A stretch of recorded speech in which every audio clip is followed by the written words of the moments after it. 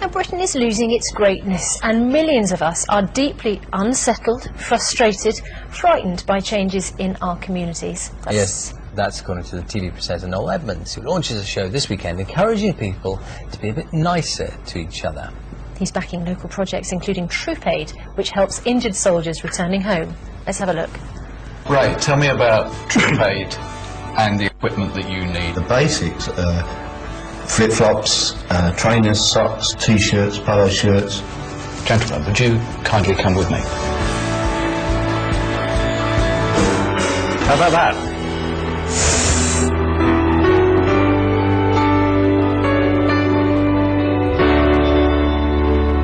I don't know what to say. That's top, that isn't it? That is absolutely fantastic.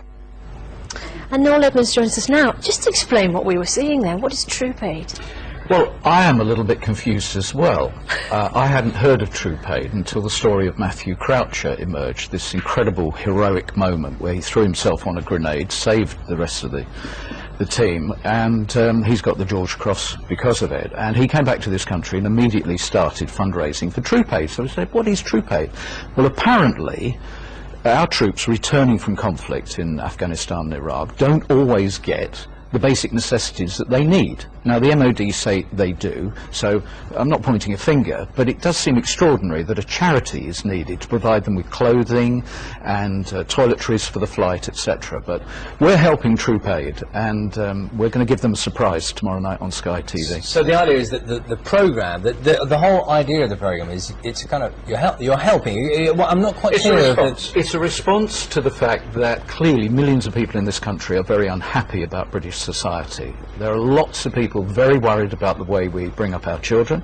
They're concerned about behaviour of young people, crime on the streets. They're concerned about the way we look after the elderly. And this tidal wave of bureaucracy that we've now got, laws and regulations that mean that people like me, I mean, I'm 59 3/4, I think I've been a law-abiding citizen all my life, and yet I'm certain that I go out every day and break the law now, because I just don't understand what's going on. Do you think that there is an increasing sense of anxiety? Oh, undoubtedly. Since we paranoia? announced Noel's HQ, which we're doing live on Sky tomorrow night, the reaction has been unbelievable from people of all ages, from all backgrounds, saying at last someone is going to highlight what's going on.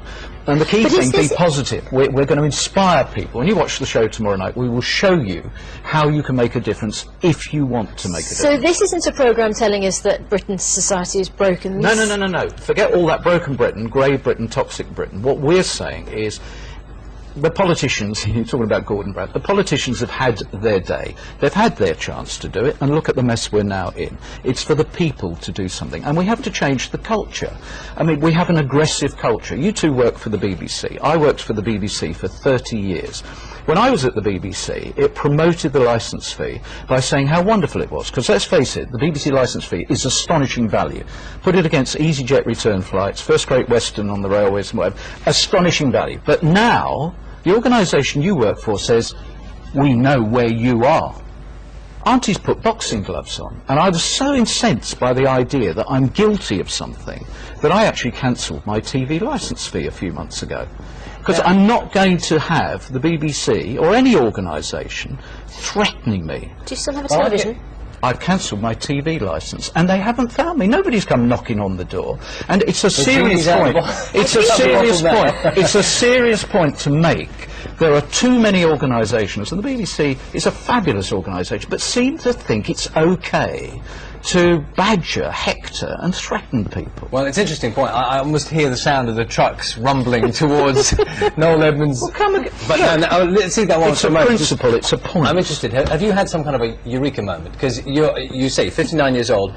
Have you know, is it something to do with age where you kind of think, well, there's good things that can be done, and I can do something? I mean, no, because you're connected with fun telly and silly telly and all that stuff. What's going on there? Well, I think you can still inform and you can still change with entertainment, and the show tomorrow night will be very entertaining. We are definitely not saying it's all over for Britain, but there are some harsh facts about the way in which people want to leave the country. We know we've got serious issues with knife crime, one of the subjects that we touch on tomorrow night, and I believe television has a role to help change Britain. What that role is, I don't know. Tomorrow we take one step on a long journey. You know, people watch it and go, well, that wasn't very good. I'm deeply sorry, but we tried our best. But someone has got to do something. And you think that a television programme can do that better than the politicians? I think most certainly it's down to the man in the street, every single person, individuals watching us this morning, to say, well, what did I do today for Britain? What did I do for people I don't know? Random acts of kindness is another subject we touch on.